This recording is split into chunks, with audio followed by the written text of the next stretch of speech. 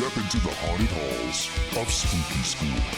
Each week, we take the fearless Jimmy on a journey through uncharted horror territory as we introduce him to spine-tingling movies he's never seen before. Beware, dear listeners, for the chilling tales we unravel may leave you sleeping with the lights on. Here are your hosts, Professor Spooky and Jimmy. And welcome back to an episode of Spooky School. We have missed you. I hope you missed us. We need to get our shilling way out of the way. First things first, it has been so long since we've uploaded anything.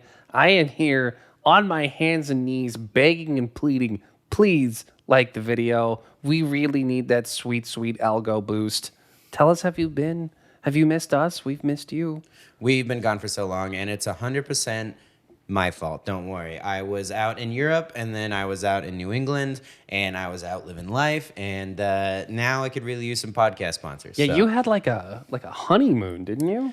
You know what's funny is we did have a honeymoon right after, but this was kind of a honeymoon, but also we went with my sister-in-law, and so and one of her friends, and we were out driving around Spain, where we flew into Madrid, rented a car, and then drove south and visited many cities for like 18 days. Oh, that's and amazing. Basically road trip from the south of Spain all the way up to Barcelona, where we flew out. And then we got back and collected 1.5 weeks, or no, one full paycheck, 3 weeks of work, and then we had a wedding in New England to go to. So then we went to Boston for a couple days, and then my wife's from Vermont, and this was my first time going to Vermont, not in COVID, where we didn't even go to the grocery store last time I was there. Right. It was snowing. I was just hanging out with my father-in-law, who is dope as hell, but separate. Shouts out to John.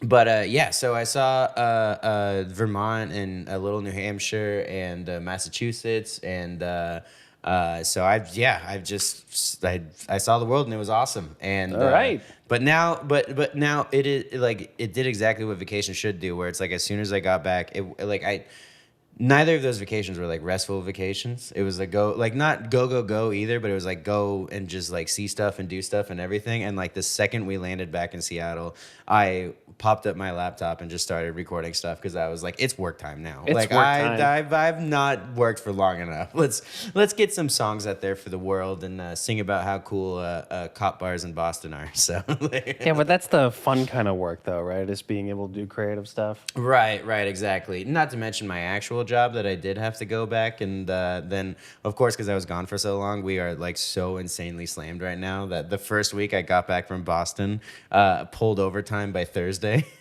So it was like, what's up, dudes? All right, yeah. Anyways. You got to use that for leverage. Just be like, yeah. It'd be weird if I ever left this place for real. Yeah. Seems like you'd be behind quite a bit, huh? But Weird. There is nothing less interesting and annoying than a white guy talking about how hard he works. So what did you do while I was gone?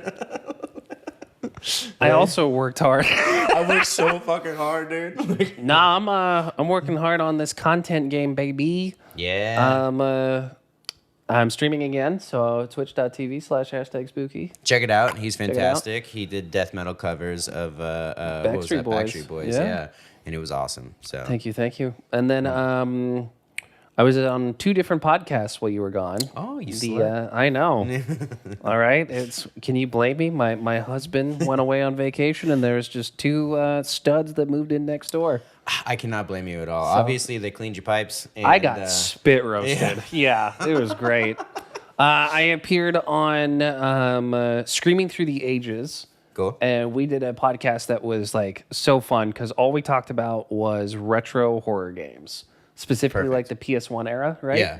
Right. Which is like my favorite, because that was the era that proved that horror games can actually be scary. And like what we have now for horror games, like we wouldn't be there if it wasn't for the games that came on from the PS1 era. Like it's amazing how they still influence this generation. I mean, I was too lame to play anything when I had a PlayStation. Well, I started with the PlayStation 2.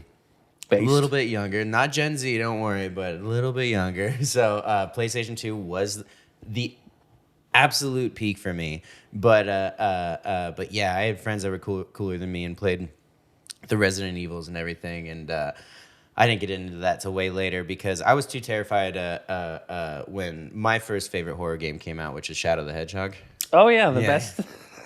Actually, that game is incredible. Okay, It's what does it say about ironic. our society? Because that game flopped horribly when it came out, right? Yeah. What does it say? Our society saw a video game where you play as an evil, talking, cursing hedgehog. Yeah. With a gun. with multiple guns. Multiple guns. Yeah. And then just went, no, actually, this sucks. This don't- isn't fun. We have lost our way. It's really unfair to the people, but also it's one of those things that the people did in the first place. So it's like we can only blame ourselves for not standing up and doing the right thing in a moment of history where we really needed to. We're going to look back, okay? Electricity or whatever the fuck that the original Tesla guy came up with, right? Yeah. And then stupid, boring, modern first-person shooters or Shadow the Hedgehog. Why did we not choose Shadow the Hedgehog? Well, yeah, because you know that Sega has nothing but a bunch of classy, super successful releases since. So they obviously are way too busy rolling in money and good reviews to look back into the past to make something. Exactly, yeah. It's not like they just released the exact same games over and over and over and over and over again. For a generation that does not know Sonic. Yeah. Not really. So it's fine. Sorry, Sega, but give me Shadow or give me Death. Yeah, we want Shadow the Hedgehog too. Make that happen. Honestly, just re-release the entire thing. Charge $60 for it. I'll buy it. I'll buy 2 of them. I'll buy 3. Well, probably just 2 of them. Just one.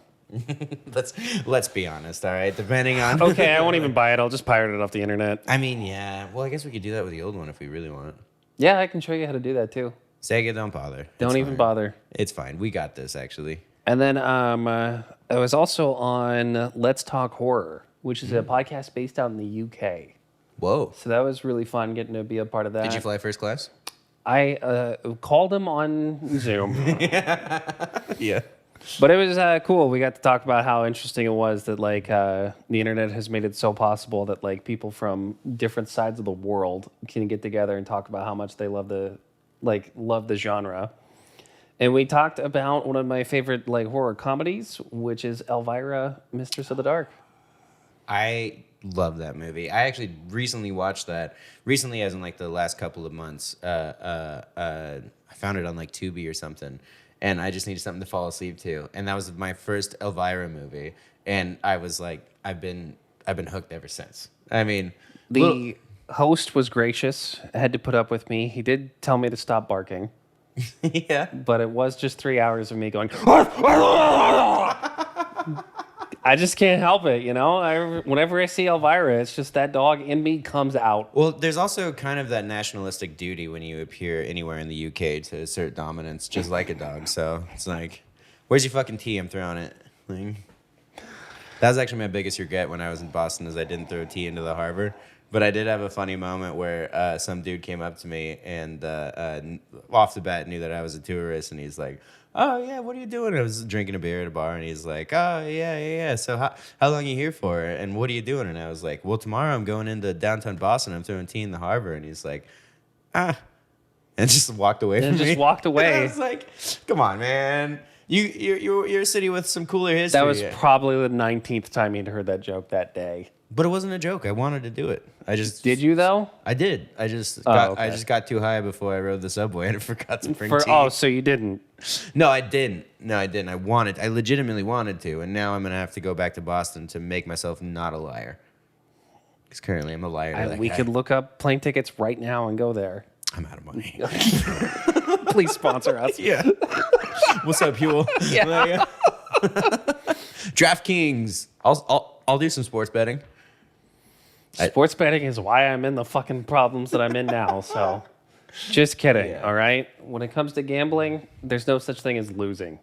That's actually You either true. win or you quit. Yeah, because if you lose a bunch of money, you're wrong if you walk away from it because you haven't won yet. You're gonna hit it big the next time. You're gonna get all of those dreams if you just keep on doing it. I do buy obscene amount of lottery tickets every week. I'm not gonna. It's I'm only not- like $6-7 worth, but every single week that stacks up. I'm not super big into TikTok, right? Whenever I do use the app, I don't know why the algorithm for some reason has set me to gambling addict TikTok. Really? And I not mean like people talking about like their recovery and how they overcome like a gambling addiction. I get video after video of people just losing all of their money through gambling and then not realizing like, oh, this is a bad thing. Yeah. Like there's this one dude that his videos always just come up on my shit and I'll have to send them to you because they're hysterical. Yeah. This guy has like no self-awareness, right? Yeah. He's like, I'm here at the slots. I know I'm going to win big. Here's my like 10K card that I'm going to put into this thing and spend 10 grand on one roulette spin. Let's see how it goes. Hits the button, loses everything. Oh, and he's like, no, you know what? We'll get him next time. Dude. I've only seen him win once, right? Yeah. This guy has like hundreds of videos. Dude. I've only seen him win once, and it was like $700, and he acted like it was like, oh, this is life-changing money. I can't believe it. I've finally hit it big.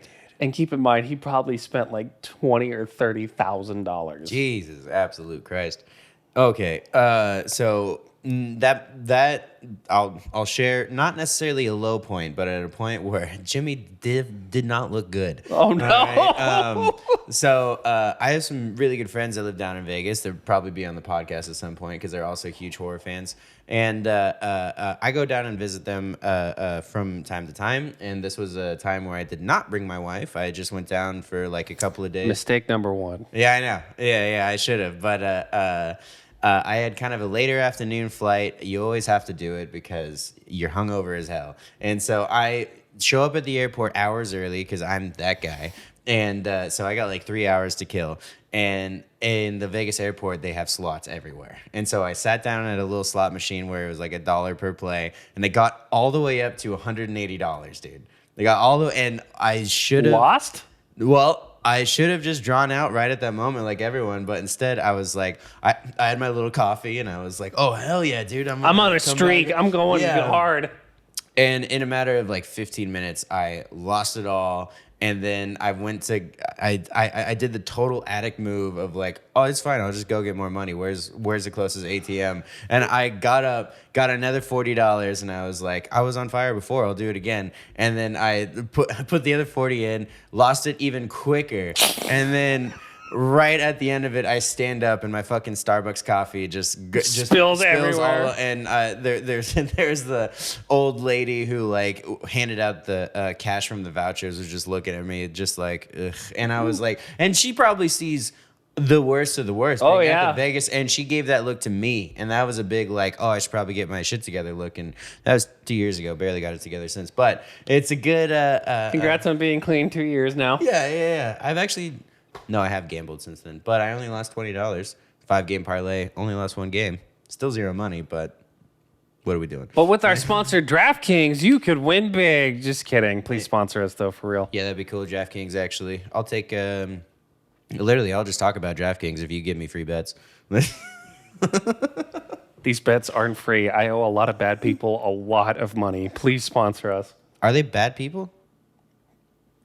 They have my kids. I don't know. You had kids. Not for long. All right. Yeah. Hey, buddy. Hey. You know, we have like such good vibes. I forget that there's an actual point to this whole podcast thing, huh?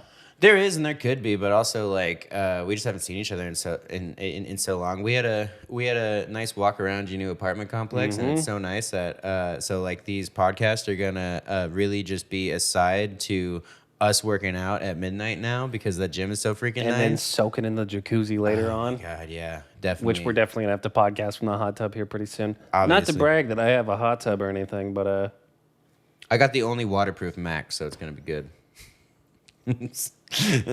we'll just get you like a nice little floaty tray, so that way you could put the interface and the Mac on that thing. Yeah. I'd still find a way As to we're spill just in the margarita on it. jacuzzi smoking cigars. Yeah. Hell yeah. Well, we're gonna have to do some research and find out what Jimmy Buffett's favorite horror movie is, just to have that be the Buffett episode. You got it. Margaritaville. Yours can be virgin, don't worry. But Oh, it will be. yours can be Just a like virgin me. margarita, and then I'll just have a pint of tequila. That's Speaking of virgins, it is No Nut November. oh, triple N's. I am only reminded of that because The they're internet keeps talking about. well, not only the internet keeps talking about it, right? But this one service that I use all the time called GOG, Good Old Game. Okay. They're just kind of like Steam. You know how like Steam is like an online marketplace for games? Yeah. Just today, they had a sale go live for all of their hentai games. Oh, And dude. whoever like did that in the middle of No Nut November is a fucking marketing genius and deserves a. That's awesome. That is one of the funniest things I've ever seen. Like, I actually had a friend of mine reach out, like, send it to me of just like, oh, hey, all these hentai games are now on sale in front page of goodoldgame.com. Oh my god, that's awesome. And it's like, you know what? Props to them. They're the only company brave enough to pull something like that off. I mean, yeah, you're not gonna do it on the Apple Store, so Or like Steam, you know how like Steam will show what game you're playing whenever it's live, Oh, right? yeah. That has to take some fucking bravery. To Yeah. just be like, Yeah, time to but- boot up my favorite hentai game. Yeah. And then it's just popping live. And then might as well just say like, oh yeah, hashtag Spooky's jacking off right now. there's a Sailor Moon knockoff that you're running with now. And I'm more of an Avatar cosplay guy myself, but it's fine. The arrows on the head. not Yeah, the blue James people. Cameron movie, right? Oh, never Yeah, mind. yeah. Well, I mean, I'll take both. So What if James Cameron did an Avatar The Last Airbender movie? that'd be pretty sick. That'd be pretty cool. Yeah. Write it down. Hollywood, we're here. We got the ideas. And we've been here, actually. We're looking for the call. I know that there's a lot of you on strike for miscellaneous reasons, but we're here to solve it for you guys. There's a part of me that hopes that strike just kind of lasts forever and Hollywood as a studio system just collapses completely. I mean, And then from the ashes comes something even better. So all the actors and writers out what there I'm get a saying. lot of work and get paid for what they're worth. And then the evil Yeah. fucking system that we're in right now goes away. that's kind of where music is at right now. I mean, like, there's still bands that get signed, and there's still people that, like, aspire to, like, climb that, like, that ladder. But also, like, it's so much easier to be independent and own everything and, like, do everything yourself. It's so much harder, but it's so much easier to do the things all for yourself.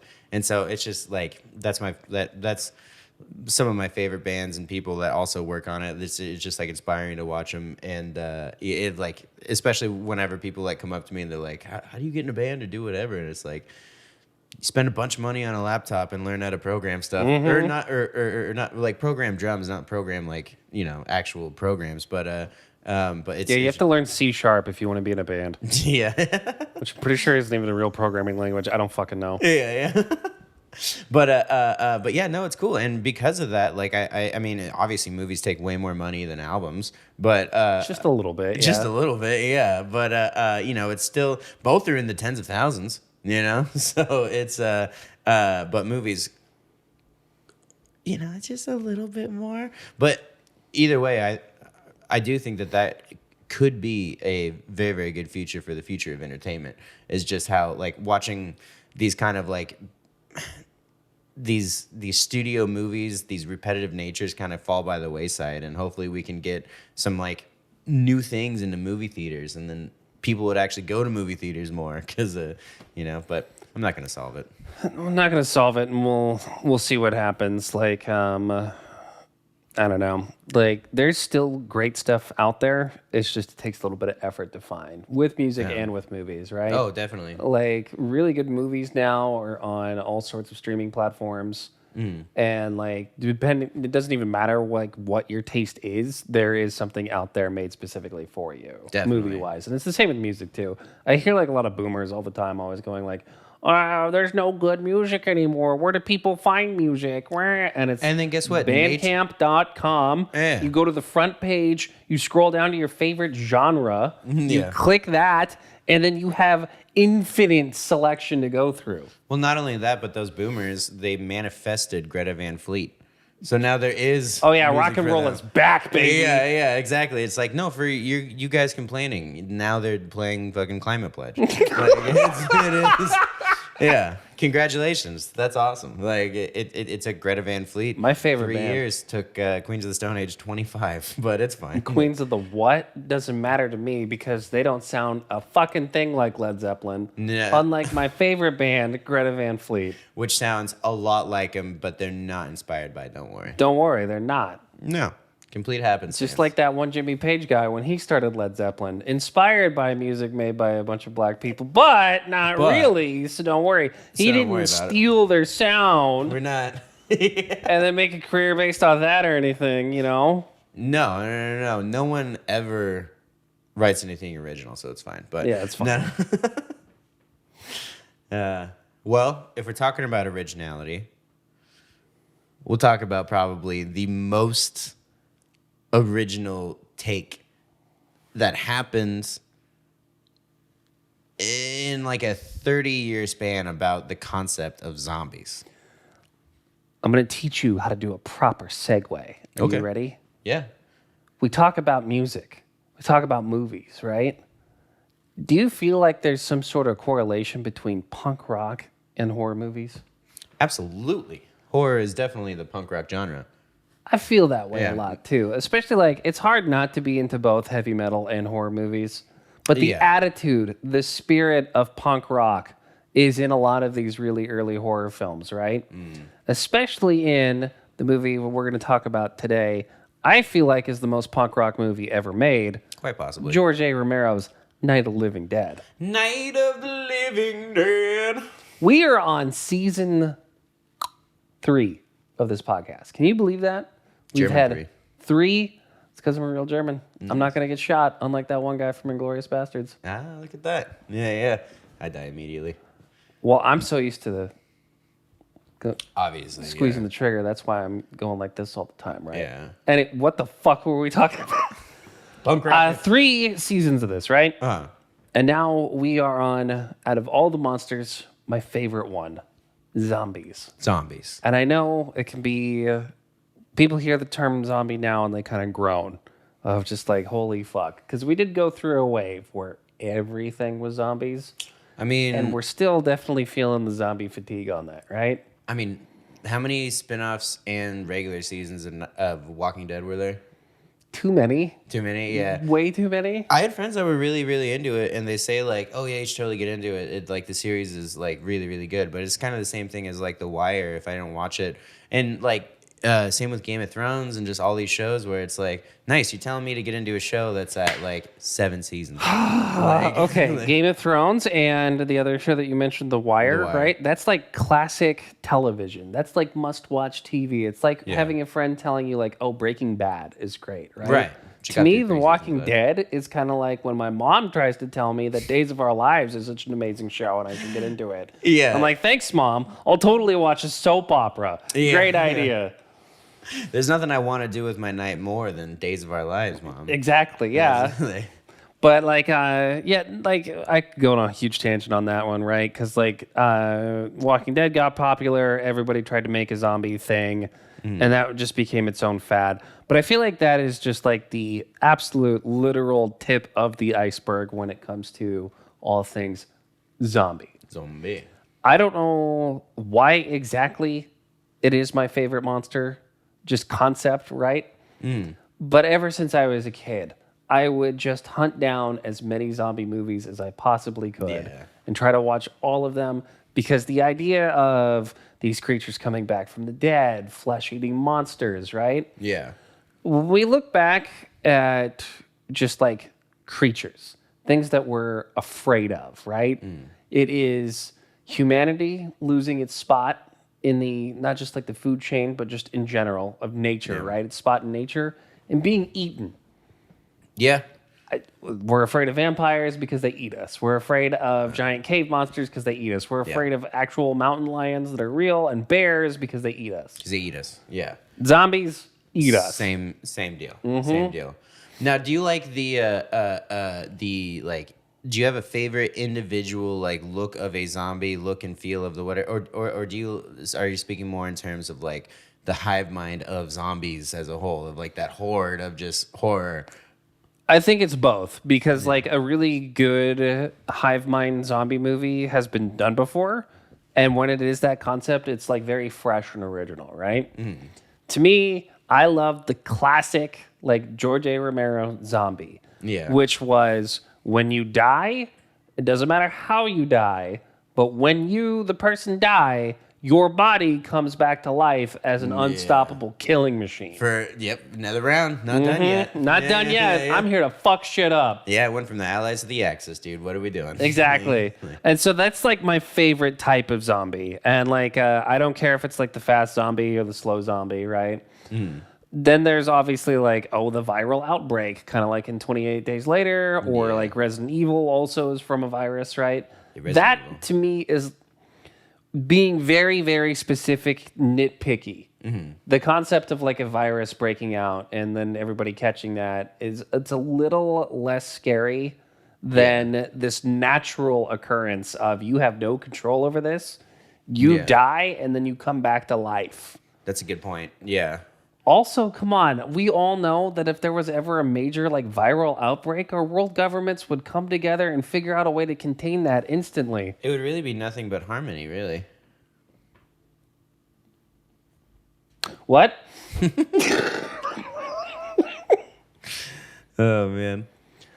But, and like when I think of that classic zombie, there is no better classic zombie movie than the original Night of the Living Dead. Night of the Living Dead. I have an attachment to this film, both because of how it's just fucking good. Yeah. Like, no matter who I share it with, they like it, right? No. Yeah. I will never forget when I first got into horror movies. I was really young, and I kept asking all the adults around me, what is the scariest movie you've ever seen? And my dad was the one that told me Night of the Living Dead. And we watched it together. And even though out of all that, like that time period, I'm really young, I watched all these classics from like the 80s and the 70s, right? This was the movie that was like, it was in black and white, but it didn't matter because it still scared the shit out of me as a kid. It just produces a completely new feel throughout the entire thing of both loneliness, terror, and just confusion. Confusion, terror, exactly how you just said. And like, even when death is knocking at the door, they still couldn't get along. And we'll get into it plot-wise, right? Yeah. But man, they like it. Nothing has like just this feeling of like utter hopelessness than the ending of that movie. Dude, I mean, the movie itself it doesn't take a feel-good rest at all. And honestly, it's for the better because like you were saying, having this be like the punk rock genre, you know, the more like bare bones, like heavy music is, you know, akin to what horror is. This movie, before found footage or shaky cam or any of that, it gives off similar vibes in the sense of like you're thinking less about like how the shots look and more just how uncomfortable everyone is, and then you're placed in the middle of it at every single point. And at the most boring shots are even just feel like an onlooker of like you're forced to watch this, kind of like in a like I got toothpicks holding my eyes open kind of deal. Like it's cool. Yeah, and like punk is a great way to describe it too, because the spirit of punk is just a bunch of people getting together to make something cool. Yeah. And that's exactly what this movie was. Yeah. It was filmmakers that wanted to make something that would help get them noticed and to create something that would be basically an all-time classic. Yeah. And they succeeded at that. The spirit wasn't like, oh, we're going to make this movie because our corporate like board decided that this would be a great idea and we got to do something to appease our shareholders and we're going to release this thing knowing it's going to make $200 million. No. It was, let's go make some fucking cool shit in our backyard. Yeah. So there's this classic punk rock meme, and answer it in the comments or make your own or do whatever. And I like the video. And yeah.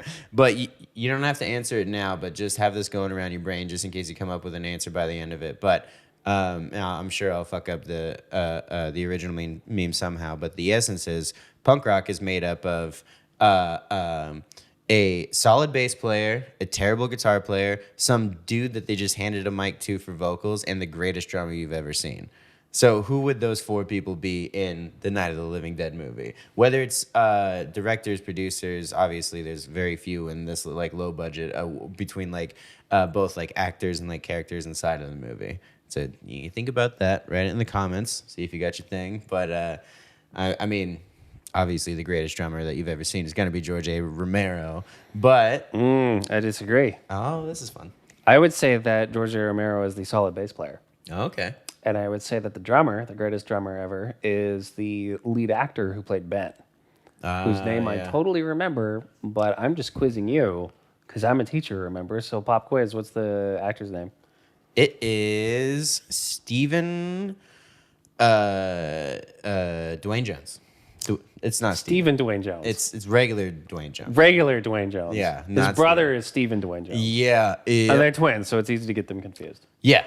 Yeah, so I would say that Between- Dwayne Jones is the greatest drummer of all time. Yeah. I would say that George DJ. A. Romero is that fucking amazing bass player.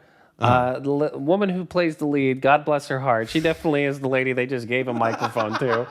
Yeah, I mean, like, I'm not trying to talk shit because times were so different back then, and this is a guerrilla movie before guerrilla movies, like, even, like, were probably thought about on the day-to-day. But, yeah, she didn't give too much back to us. Like, And then they're so punked that they don't even have a guitar player. that's true. I can't even think of a guitar player. Or maybe they have 5, and it's the rest of the people in the house. That's it. This movie gets a lot of credit for being the inventing the modern zombie, but it doesn't get enough credit for what I think it really should be, this legacy of basically inventing American independent film. That's a really good point because I mean, I know that you or just like a bunch of people on the internet could give 1,000 different examples of like low budget movies that are like, oh, look at this, look at this, look at this, look at this, but it's not widely known like Night of the Living Dead. You know, it's like, yeah, there was metal that existed well before fucking Ride the Lightning, and it's even Metallica's second album. But that's my normie take is. That's when the public's like recognized metal. It was Ride the Lightning. It was That like, is my favorite Metallica album too. shout out, dude. Yeah, me Shouts too. out. Yeah. Fight fire with fire. Do that every Fade day. to Black, man. That's how I feel 24/7.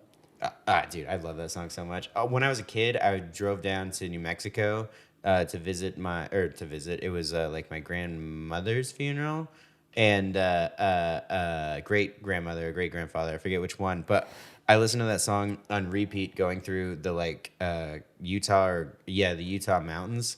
And so even now I have that recall where when that song comes damn. on, I like think of the snow-capped Utah mountains every time. And I That's was like, crazy. yeah, so it's fucking sick. And then also side note about that song, just because it's a tangent, I've only ever learned half of that intro solo. Because it was so good, but I learned it as a kid and then I gave up. And then 15 years playing guitar, I never went back to finish the solo. It's not too late. Yeah, I mean honestly, after this, I'm gonna go home and learn it just so I say I know it now. Urban legend behind that song is that James Hetfield wrote it after his favorite amp broke. Really? Yes. That's awesome. I don't know if it's true. I want to believe though. Yeah, because I didn't feel as sad as James is in that song when my old girlfriend left me. Like, so also, where's that fucking amp, dude?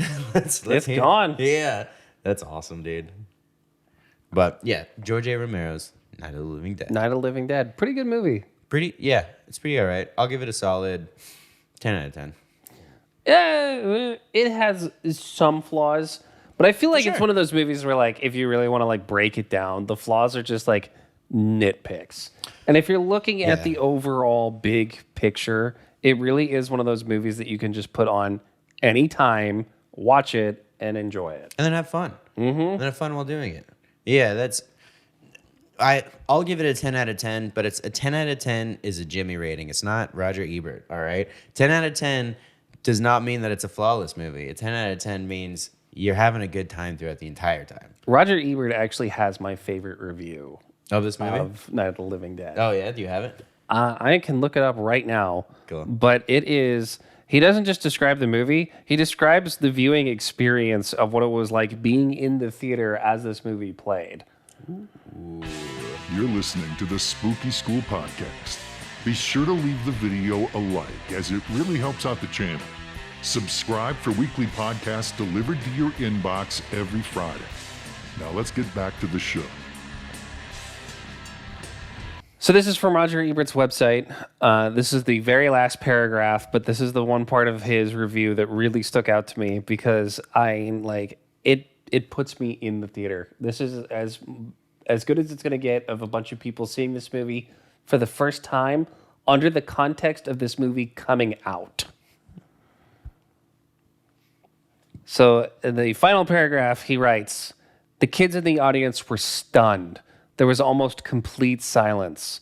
The movie had stopped being delightfully scary about halfway through and had become unexpectedly terrifying. There was a little girl across the aisle from me, maybe 9 years old, who was sitting very still in her seat and crying. I don't think the younger kids really knew what hit them. They were used to going to movies, sure, and they'd seen some horror movies before, but this was something else. This was ghouls eating people up, and you could actually see what they were eating. This was little girls killing their mothers. This was being set on fire. Worst of all, the hero got killed." Dude. Yeah. Spoilers, by the way, for Night of the Living Dead. You should have watched it by now for sure. Oh, but we didn't proclaim the coolest part about the movie right up the top. Well, maybe not the coolest part, but the fact that oh no, we just put the movie right before the podcast, didn't we? So this is a 4-hour long episode. This is a 5-hour long This episode. is a 5 yeah. So now that you've seen the movie, you understand. Oh, I get your joke now. I thought you meant just like we could talk about this for 5 hours. We totally could. So there was a screw up when this movie was first produced. It was under a different title. And then somebody suggested, why don't you change the name to Night of the Living Dead? So the movie was changed to Night of the Living Dead, and whoever changed the name forgot to put a little copyright symbol next to it, which means as soon as this movie came out, it became part of the public domain. Which means Mr. Romero invented zombies, or at least our modern take on zombies, and then proceeded to not make a single penny off this movie. Dude. Can you imagine? I mean, like, the fact that he continued to make movies after that is really, like, the godsend. Because there's so many people, maybe even me included, that would just... If that happened, where if I had a song that was playing everywhere, and everyone knew it, and everyone was just like, this is fucking awesome, and then I didn't get anything from it... Oh, dude, not just a song, okay? You came out with the White Album. Yes. Yes. Yeah. All right? And it is critically praised. It is just everywhere. Every single radio station in the world is playing it. And they're like, yeah, and you know what the best part is? Is that there's no copyright on this. So you yourself can print the White Album on a record and sell it anytime that you want to. And you selling it makes money off of it. Yeah. George, thanks for... well, he's not here anymore. Not anymore, no. Yeah, well, George, thanks Yeah. for all of the Thank you. sacrifices. Uh-huh. Wherever you are, around us. Actually, I mean, depending on your views of the afterlife, you could be right here. What's up, George? I like to think he's right here. He's right here. Yeah, like George A. Corazon. George A. Cholesterol. Yeah. I think He about is him the every guy time I eat a who's steak. clogged my heart. Yep. Yeah. What's up, Twinkie? The movie itself, fantastic. I think this has got to be like one of the best openings of any film ever. Yeah. We start off, we meet our main character, Barbara, and her Barb. shitty brother, Johnny. He does suck. He is just a piece of shit. Yeah. They're going to their mother's grave to just put some flowers on it. And the whole time, Johnny is just being the most like, this is like a great portrayal of siblings because this is what it's like having an older brother all the time. He just will not stop teasing her. No. And then they finally get to the graveyard, and he's just like, they're coming to get you, Barbara. Ooh, scary. And then instant karma. He just gets murdered. By a random passerby that did not look that dead at the moment. At the moment, no. Turns out he was super dead. Very dead. Like the most dead. I'm knocking over your controller. You ready? I'm ready. I didn't do it on purpose. I but know you didn't. It did hurt me too. Don't It's worry. okay. I did something worse. What'd you do? Trusted you. Oh fuck. Oh man, dude. Johnny hit the best line where he was just so tired of going to visit the grave. He's like, "Can we just take mom out here or take the grave back to Pittsburgh?" Right? Which is an awesome line, dude. Like thinking about it, I do totally get it because my wife's from a small town in Vermont. And granted, New England is a little bit closer than wherever they are. Maybe they are in New England, but she has a friend that has a grave plot that was bought for her like when she was a kid up in her small town, and she like as an adult, her friend doesn't even want the thing because it's like, why do I want to be buried in Craftsbury? Like, no one's gonna come visit me up there. Like, it's going on, whatever. But Just ship it over to here. right. So yeah, I can feel Josh's feelings or Johnny's feelings for a little bit, but the same side of the token, you don't have to be such a dick, you know? Do it for mom. I And need to then- know what happened in their childhood to make this guy not only such an asshole, but make him hate his mom that much. I know, and like this is, yeah. I mean, she must have been real evil because this is back in a time where like women couldn't even do much to begin with.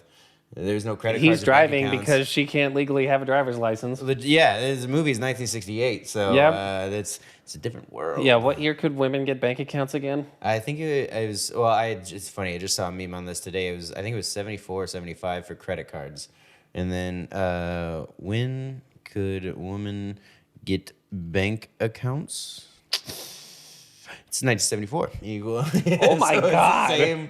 same year they got credit cards was when they got banking. That makes sense. Well, yeah. Sorry, what year ladies. did this movie come out? 69? 68, yeah. 68? Thought so, yeah. Yeah. Wow, yeah. Yeah, there's a reason why when she did drive, she drove into a tree. But there's a, it was only because she didn't have the proper Immediate. training, nothing else. Exactly, yeah. But yeah, long story short, this guy comes out who doesn't quite look like the classic zombie yet. He just kind of looks like Well, there is no classic zombie look, you know what I mean? That's At that true. point in time. a lot less dead than the other deads would think because they kind of saw him and they were just like, "What's up, weird dude?" That's like looks hungover, and then he just starts dying. And then he just starts attacking. Yeah, like just going for it. But I have to say, even just in the opening credits and everything going on, I hate to sound like a boomer of like they don't make them like they used to because there is lots of good new soundtracks, but holy shit is the orchestral soundtrack in this movie awesome. Like it hits you right in the nerves while still being really, really big, and then just moves along with the movie so well. So I love how this movie just starts. You get like this cute intro, this Yeah. opening scene, just enough to feel a little bad for Barbara. You Yeah. don't want anything bad to happen to her. right, Zombies zombies. out of nowhere. This is what we're on about. This is what we're on about. She runs away, crashes her car, runs to a little farmhouse. Any sense of peace or anything like that, out the window. No. Gone. No, It's you don't get that in all this world. scary zombies from here on out. Yeah. Shit hits the fan, and it hits it hard. Yeah, and splatters immediately, and then the fan is going there. But it's funny when she gets in the car.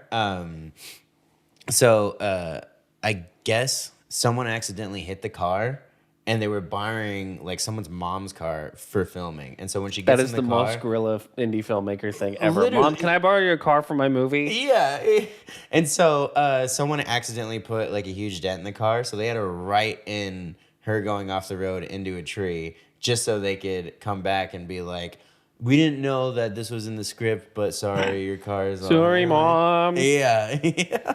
And this was before production insurance was even a thing. Dude, yeah. And if you think even if it was a thing that they would have it, come on. Definitely not. No. But don't worry, George Romero made so much money from this movie, he'd easily be able to afford a new car. Oh. Obviously, he was swimming in cash because the budget was a $114,000. I don't know if that's adjusted for inflation or not, but Probably not. no. So I mean, like obviously they went farther back in 1968. You can't make a movie off that now. 1968, small town Pittsburgh, Pennsylvania. Well, outskirts of Pittsburgh. But you know how Yeah. like everybody who's like from Renton or Kent says they're from Seattle, right? Yeah. Yeah.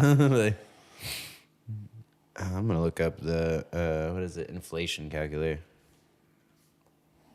Look up adjusted for Joe Biden inflation. Yeah, are we talking about regular or Bidenomics? We were just talking about Sega earlier. Did you know at one point in Japan that like Sega got busted for printing out its own yen? Japanese yen? Really? Yeah. That's true. That makes me like Sega so much more. I Google it right now. Type in Sonic the Hedgehog inflation. And then yeah, just go to images.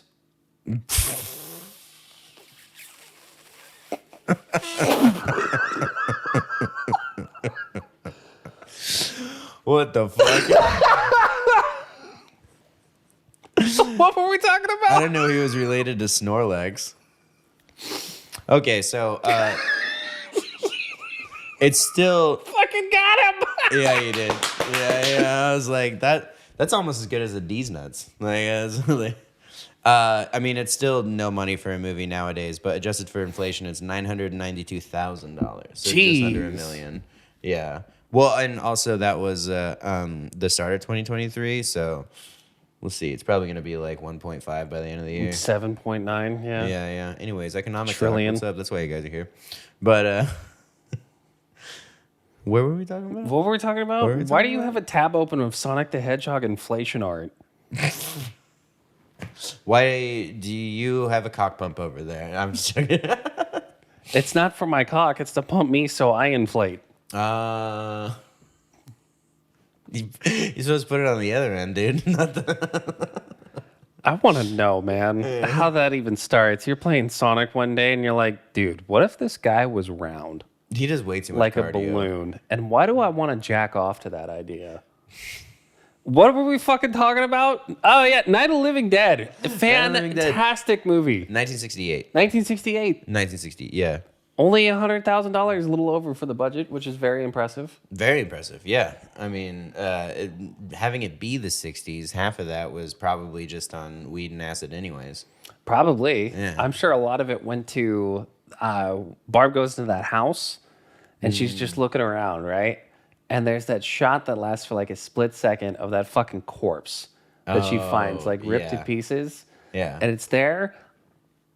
It is so abrupt, shocking, and like even then just thinking about it, dude, I'm getting chills. Like it is so fucking just disgusting. That was one of the best looking dead things, especially of the time ever. Like it looks really, really, really legit, all while also being like I believe the eyeballs are like ping pong balls. And I'm convinced those are real eyes. I'm convinced that's a real person, and they just had to say they that fucking because stole a body from a morgue and Yeah. threw it on the floor. they were shooting at a cemetery. So They just, yeah, get some shovels, boys. yeah, I mean, Oh, what's the dead body gonna do? Call the cops? It can't. oh yeah, no. And then later on, we're introduced to the real hero of our movie, Ben. So we should say this most simple trajectory of crash car, run into a house, run up the house, find a decomposing rather quickly body, and then you scream again, run out, and then that's where you meet Ben. That's where we meet Ben. That's where we meet Ben, our handsome lone soldier who's just trying to stay alive in a world that, like, you know, I wasn't there, and also I have no perspective on it, but I bet you it was not easy being black in 1968. If I had to fucking guess, I would agree with you on that one. Yeah. I cannot speak from any experience whatsoever, but just from what I read, probably not ideal. Lot to unpack with that, right? According to Mr. Romero himself, he said like, "Oh, I didn't mean anything by casting him in this role. I just thought he was the best actor, right? Possible, right?" There's a great documentary series on Shudder called the 100 Scariest Horror Moments, right? And Jordan Peele is talking about Night of the Living Dead.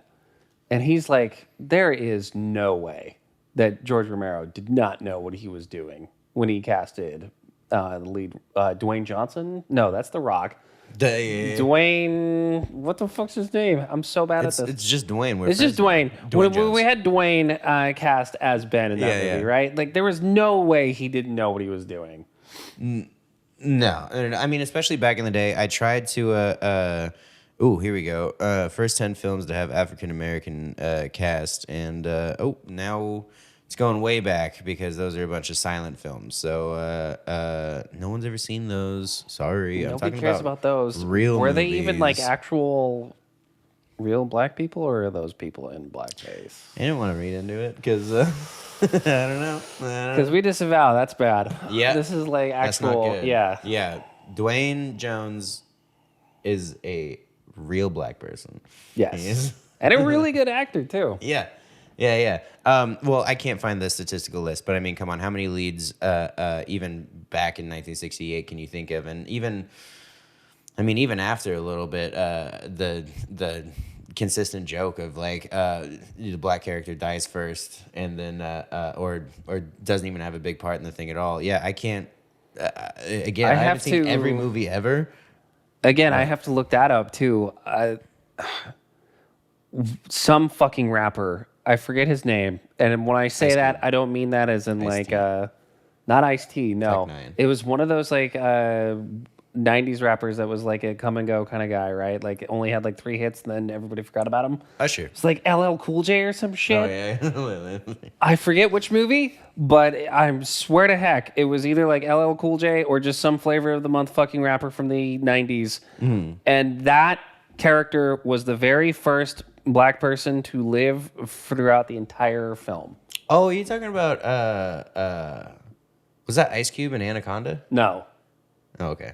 I don't know then. This is driving me crazy. Yeah. So now, since we have magical telephones that can tell us everything,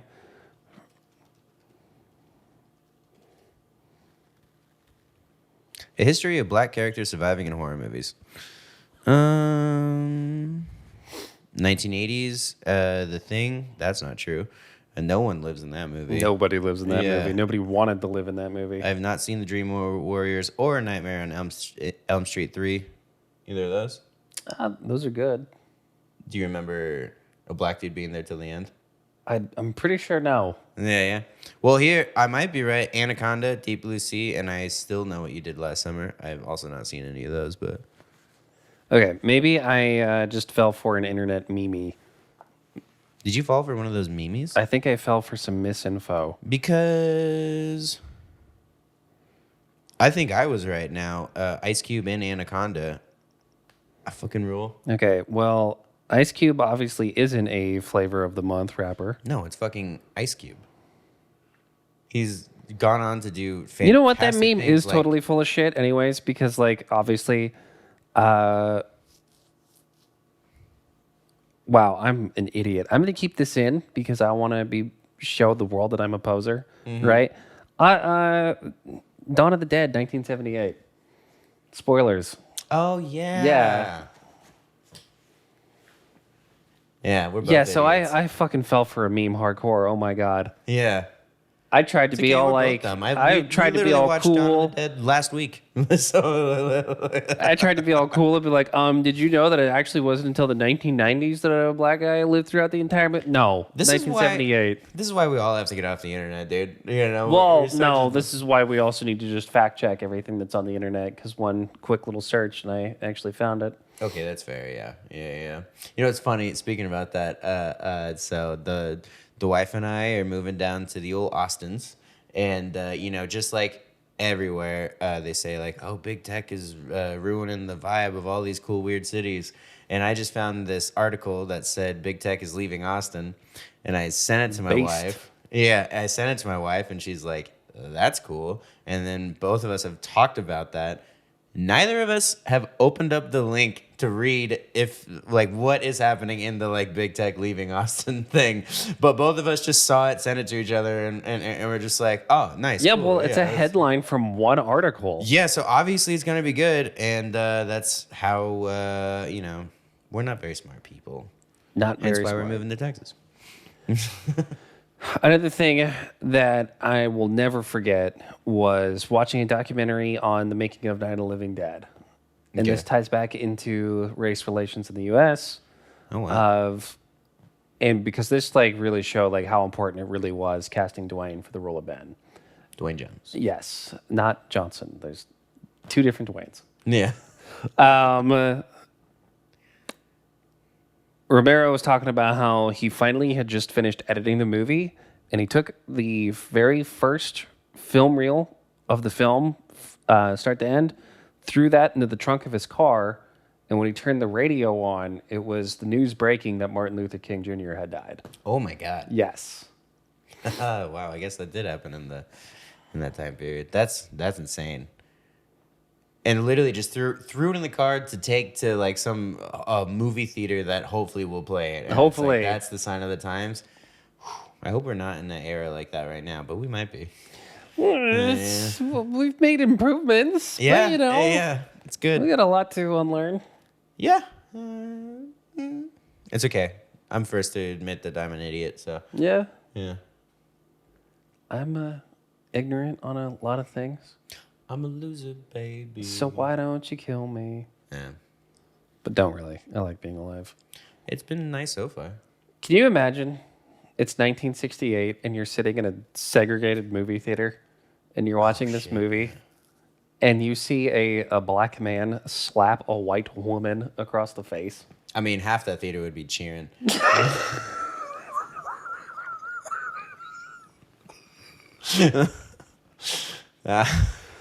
I can't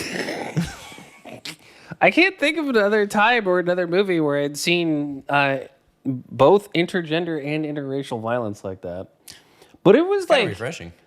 I remember the first time I saw that as a kid being shocked, like, oh my God, a man just hit a woman. Ooh, right? Yeah, I Because mean, she is hysterical. And he's like, calm the fuck down. Boom. It's just gave her the old what for, dude. Yep. Like, Not even like, just like second guessing it. And it was never acknowledged or anything. And like, it worked. Ooh. Right? yeah. But like, I can't imagine what it would have been like seeing that movie at the '60s when like things are at their worst racial-wise, like racial tensions in the U.S. That's also true, but you know what's funny is for like the most well, not, I'm making up a character, but like say there is an upstanding white that's very, very progressive, and it's funny to think that dude being progressive for race relations but having women's rights not caught up yet, see that and just be like, Cool. Because it is 1968.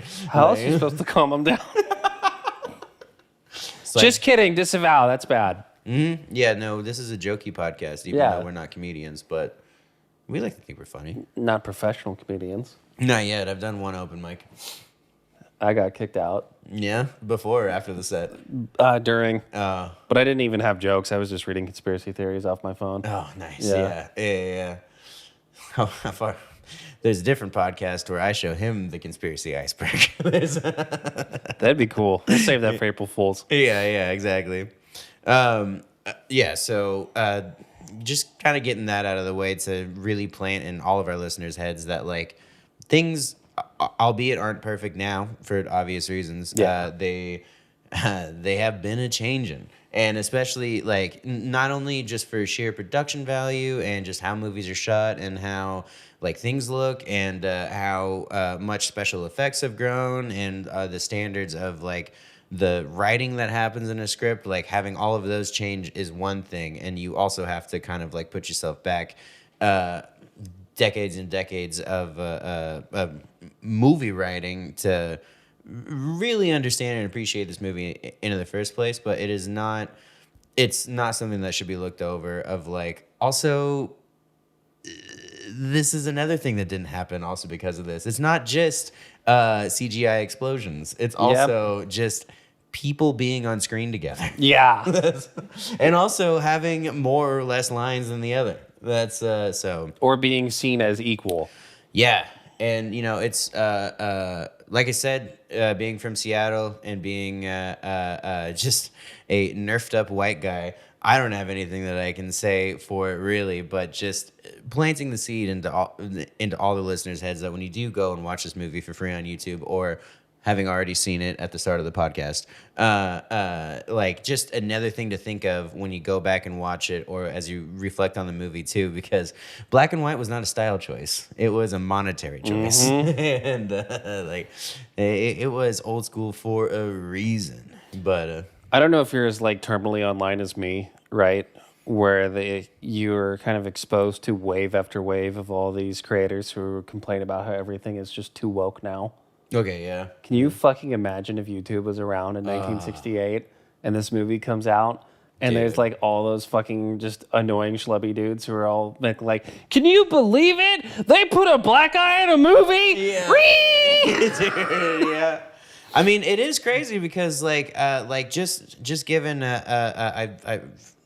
some friends of mine, their dad, I remember we were all gonna go see Rogue One, and then we were walking out of the movie theater, and my friend's dad was like, it was a pretty good movie, but I just don't understand why we had to follow the plot of the girl. And that was whenever Rogue One came out. So I can't imagine that happening in nowadays. And honestly, I kind of wish YouTube was around in 1968 now. I just kind to of wish see YouTube was banned. Yeah. Just gone. Except for us. So that way we can keep making podcasts. We should dictate YouTube. Yeah, exactly, Oh No, my God. curate, not dictate. Curate. Yes. Is that the word we use? Yes. All right, cool. I'll get with the times. There we go. Yeah. Okay. So, from where we are now, we are at the setting point that, if not all the movie is set in, and we are in the house. We have our two main characters, and we think that's it. We're trying to decide what to do. She's absolutely hysterical. Barb is just like in a She's trance, lucid not talking, at this and just point, like, yeah. just like basically a dog on Benadryl. That's it. It's just Not even Means that. I would say she's a dog on ketamine. oh yeah, She is gone. yeah, yeah. And then that is where we feel comfortable for 2 seconds, and then we run in to the next cast of characters that comes in. And And I'm sure you know their names, don't you? yeah, I do. Absolutely. I totally know their names too. Well, we got Helen and Harry Cooper. Yeah. And then Tom and then their Judy. daughter, Karen. Oh, yeah, and Karen. Yeah. She's not listed. Oh, no. Yes, she is. Yes, she is. Yeah. We'll get to Karen. Yeah, yeah. But so then we meet this fantabulous double date that stumbles. Were they now? Sorry, truthfully, it has been a couple of weeks since I've seen this video. Did they come from the basement or from the outside? They come from the basement. Basement. So they okay, were in the they're basement the already whole in time. Yeah. They were hiding in the basement. And then they spend the entire rest of the movie trying to convince everybody else to go into the basement with them. Right. Right. So it's not their house, obviously. Who knows how they got in there, but they were just hiding it out. it's 1968 in Pennsylvania. They just left the door open. They just left the door open. Yeah. You know? Literally. But Harry and his wife are the like stereotypical like 1960s, 1950s like nuclear family. Yeah. You have these two doofuses, like Yeah. these like kids basically, whose names I totally remember off the top of my head. Definitely Tom don't and have- Judy. Tom and Judy, Yeah. which now if we had a modern remake, it would be they Tom would and be Jerry. men and they would be Tom and Jerry. Yeah, there you go. Yeah, and but I mean, Jerry would obviously be the hotter one because in true horror movie fashion, what is great about the introduction of these 5 characters? Well, forget about the kid. These 4 characters is the wives are so much harder than the Bombshells. guys. It is awesome, and Hollywood still does that till to today. But this was obviously not a Hollywood movie. This is quite a bit. I do miss that quite a bit from like a lot of these like either independent films or just older films in general, right? You don't think they put hot women in movies anymore? That yes, they did. That's totally where I was going with this. Have I got some movies for you? Man, no, I miss just freaks. Like I just miss ugly people being Yeah, in that's movies. true. They 'Cause, don't like, put- that's just not a thing anymore. No. I mean, what is it? Taron Eger played the this British long jumper that looked like an absolute troll, and then he plays him, and he's got a freaking 6-pack and a chiseled jaw and everything, and just like, dude, what? And they put on like one layer of makeup to make his eyebrows look a little uneven, Right. and then everybody's like, so brave, And then what? stunning that he looks that way. Exact. I mean, what's that movie with it's that wrestling family that's coming out with Zac Efron? The And- Claw or Iron Claw. Yeah. I don't think he was necessarily like ugly or whatever, but it's like they just gave Zac Efron steroids and a bowl cut, and they're just like, "You'll do." Come on. Hey, he looked exactly like a wrestler from the 80s. yeah, exactly. But That's all you need, really. but anyways, we are now in the house with what is now a population of 7, and truly 6, because unfortunately, of course, we have to raise the stakes, and now I have a kid here. Well, not only do we have a kid, but one of those things bit my kid before we got here. Yeah. Rewatching this movie, I'm starting to realize, even though it is a zombie movie, we don't really get a lot of zombies. And obviously, that's like a budgetary thing, right? Yeah. All of the tension in this movie is about these 7 characters not being able to get along. All of the tension from this film is wondering what's going to happen here and who's going to turn on who, or can they coexist? Are they not going to be able to get out of this alive? Spoiler alert, they fucking don't. No, that's true. Is the relationships between the people are much more heavy-handed than the actual like pressure of the zombies themselves. Mm-hmm. And I mean, to this day, that's how most of the good movies are, where it's like, yeah, sure, there's a bad guy, but you know, even the Godzilla movies, it's like, yeah, Godzilla is the bad guy, but we're talking about the threat of nuclear war. Mm-hmm. Like that's where it comes, and it's same energy with Mr. Romero. It's a lot more like when your mom recommended Days of Our Lives, but with zombies. But with zombies, yeah. But with zombies, yeah. Days of Our Zombies. Days. And it's not even a day, it's a night. And they're not zombies, they're the living dead. So next is a lot of fun for anyone that's ever played Call of Duty Zombies, because now you have to work as a team and get to the zombie proofing of the house, and also decide what you want to do, because you're trying to build a fortress, but also there's an endless number of bad guys out there. So what are you going to do? So we start to run around, try and board everything up. And of course, because there's 3 dudes in a room, like there's disagreements on how everything should be done. And one of them is moody, one of them is right, and the other one is the pretty dumb one. Mm-hmm. So he's just going to follow whoever's the loudest. Exactly. So as they're building it up, they have a TV and turn it on, and the official word is that the people who have been killed by a horde turn into the horde, and they say that the possible cause of this hootenanny is radiation from a satellite from Venus coming back with a strange virus and creating variants, and you have to burn the bodies to make to make sure that they don't come back. So now our good dude Dwayne, Ben. right, Ben, now that he knows that fire's a part of it, he gets what is it, a torch? Mm-hmm. Yeah, a torch, and now it's swinging it at him. It's like it's like a sick weapon from Zelda or something. It just automatically gets him to actually like back up and do something. In fear. Yeah. which is pretty awesome. So what was it? A chair, like a mattress that he just throws out there and lights on fire? I think it was like a chair leg that he just kind of like wrapped in a rag and then lit the rag on fire. Yeah. And then just like, okay, hopefully this will stop him for a little bit. But then they realize that they can't stay put in the house, even though the family wants everyone to be in the basement. But they're like, we're sitting ducks here. We have to move. We have to keep going. Let's go fill up the truck. And so that's where like most of the conflict from the story takes place, right? You have Harry, who is the staunch conservative, who's like, we should all just be hiding in the basement. Nah. He's kind of got a point. But It is Ben who's like, no, because if we stay here, we're all going to die. Standing still is the worst thing that we can do. It's just that we don't have a safe way of getting Sitting around. is a silent killer. Exactly. Oh, my watch is going off. We should stand up. But they don't have a safe way of getting out where Himbo says, wait, we have a truck. It's out of gas, but we got to go to the gas pump that's just conveniently where all the zombies are. Not only where all the zombies are, but also conveniently on this property. Like, how cool is that to just have a gas That's pump? got to be such a flex to just have your own gas pump. Dude, that's what I'm saying. That's got to be, I mean, who knows? I might have won the Mega Millions because, like I said, my lottery addiction. But if I do, you'll know. There will be signs. There will be signs. One of the signs is, Having a gas pump at your house. yeah, one of the signs is I'm buying Joe a car.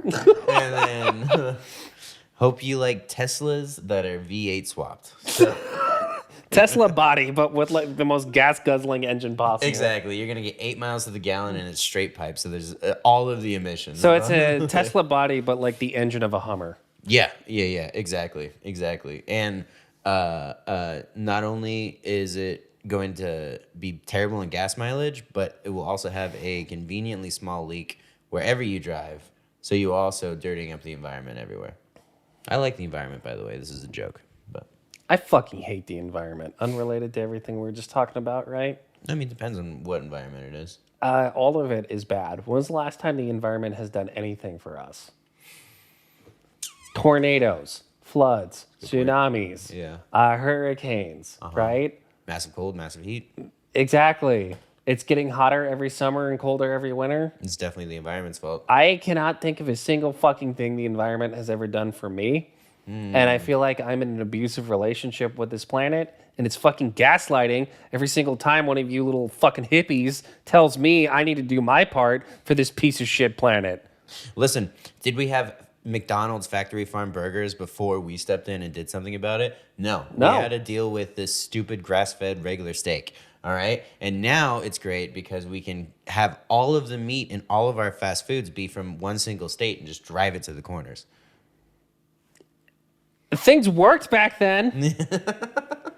You want to get to the root cause of the problem, all right? We didn't have this climate change, global warming bullshit back when we used to worship the sun and moon as entities. That's true. And Back now when all of the a sun sudden was we're not raw. worshiping the sun. All of a sudden this stuff starts happening and we're just supposed to think that there's not a direct correlation between the two? It's actually I never thought of it quite like that, but now when I drive around Seattle and see everyone doing the rain dance so much, it makes sense why it's so gray here. Exactly. Yeah. Yeah. 'Cause It we're- works. We're one of the few cultures that still worship the rain god, and so that's what we get. But because we don't worship the sun, everyone has to drive electric cars, and that's stupid. It is. Yeah. I don't know. We don't drive Electric at cars all. are kind of based. I like it. Yeah, they're cool. Just can't afford them yet. So they're stupid until I can afford it. But once they're affordable, then hell yeah. Well, they're affordable for some people. I mean, you can steal one. That's the easiest price. That's very affordable. Yeah. And we're getting to the point too where like Tesla's like not even the best electric car company anymore. Yeah, take Like that. fucking Musk. Toyotas are gonna whenever there's like a Toyota Corolla electric that comes out and that's only like 20 grand.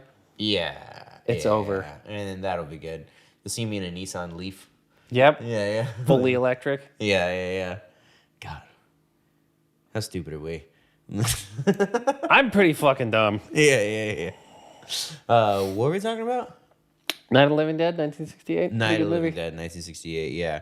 So, conveniently, they run over to this gas pump, which everyone needs to install in their houses now. I mean, come on, you have to install the Tesla charger. Why don't you just install the gas pump at your house? That would save everyone so much time and probably So be much cheaper time. than the actual electric pump. But And it's not I like there's digress. infrastructure now where you could just go get your car charged up. No, not at all, because all the copper's stolen by the people. Yep. But so they make a run over to the gas pump, which is conveniently on the property, and the audacity of this dude. I mean, it's cool because he hops where you should hop in a truck, which is in the back, In the back. and you kind of like shoot a little, kick a little, do whatever. And kind of forgot that the truck had headlights because he brought the torch with him. And then Himbo didn't exactly remember how to use a gas pump properly. So he was just kind of getting it like all over.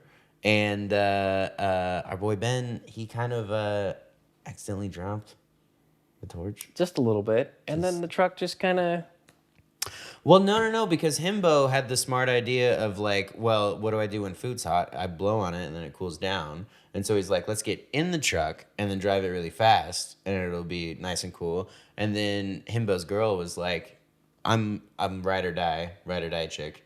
And then so she hopped in, they go off, and then it promptly blows up and kills them both. Whoops. Yeah, like, whoopsie daisies. And then, listen, it does not get any easier for Ben too, because Ben starts to run back and just like, all right, so that didn't work. I guess I'll hang out in the basement now. Cooper's going through a power trip. Cooper decides not to let Ben in the house until they get in like a fist fight over the guns, trying to get it. And this is a beautiful statement made in so many horror movies that like, it doesn't matter what the creature is. The worst enemy is normally just another human. It really is, yeah. It's consistently just more human beings is the worst bit. And so yeah, Ben has to have a tussle. And tussle they did. And he's got like 20 years on him. So of course he won. 20 years and 20 pounds of muscle. Yeah. So yeah, the Cooper has no chance, dude. He's balding and he's angry and he's gonna make rash decisions. And anyone who's seen Star Wars says you're not supposed to lead with hate and anger. You're supposed to lead with peace. And There's not an ounce of peace in Henry. no. Same with hair. yeah, definitely. But Ben had the Jedi way and ended up besting our silly pal. And I forget, was it forcefully thrown downstairs or was he just like, get the fuck back there? I forget too. I'm pretty sure he was forcibly thrown down there. Yeah, because that's where his wife and daughter were. And where they wanted to be in the first place. So, like, they kind of won there. But when he falls down into the basement, he sees that the person that was once his daughter is now a flesh-eating machine currently dining on Mama. That has to be one of the best scenes in any horror film ever, is when the little girl comes back to life, grabs the fucking shovel thing off the wall, Yeah. and just stabs the shit out of her mom. Yeah. Talk about wholesome family values. Well, they definitely have it. Yeah. Well, that is the conservative family value that Cooper was hoping to acquire. Mm-hmm. And normally what happens to the kids when you go overboard. When you're a little bit too much of an overbearing parent, Yeah. it's just bound to happen that you're going to get stabbed with garden shears. Stabby. So all this is happening, right? What is going through your mind while you're watching this movie? Well, what's cool is like right off the bat, I couldn't ignore the balance of the fact that the zombies are taking a backseat to a lot of the drama that's happening.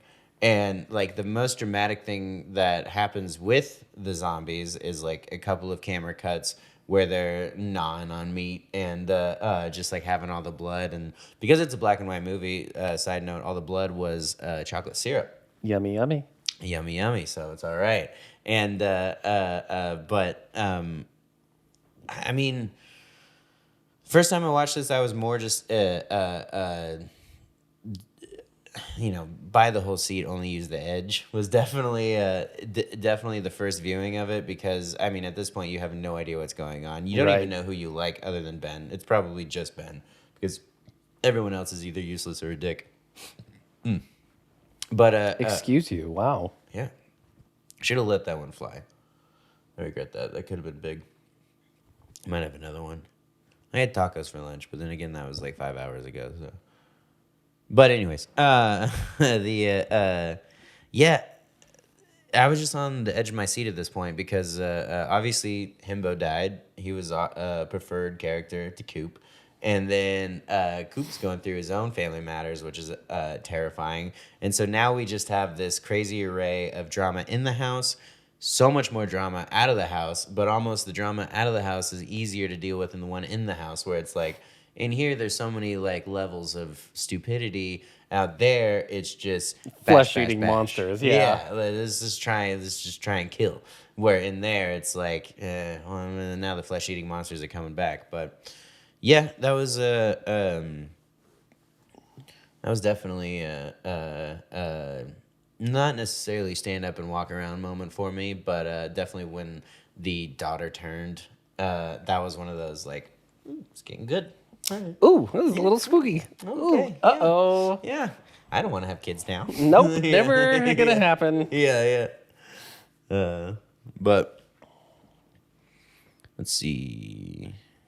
This is when shit hits the fan. Everything falls apart completely. It's just like thinking about it, right?